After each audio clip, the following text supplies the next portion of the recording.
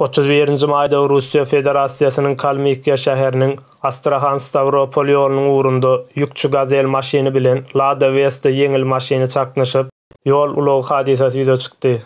Ýeňil maşynda 4 sany Kalmykiýanyň döwlet uniwersitetinde okuyan türkmen talipler bar eken.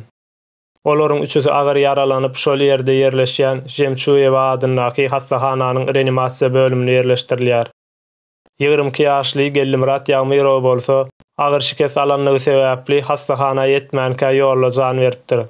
Bu türkmen talipleri özleriniň passportlarynyň möhletini uzaltmak üçin Astrahanyň türkmen ilçihanasyna barýandyklaryny aýdyp ýetişipdirler.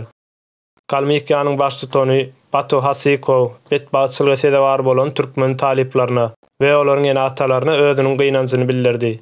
Hemde diri galan talipler uniwersitet tarapyndan Saglyk dikeldiş merkezi, polisiýa we adatdan daşary ýagdaýlar gullugy tarapyndan kömek ediljekdigini we bu barada türkmen ilçihanasyny habardar etjekdigini olaryň ene atalaryna ýüzlenme bilen aýtdy.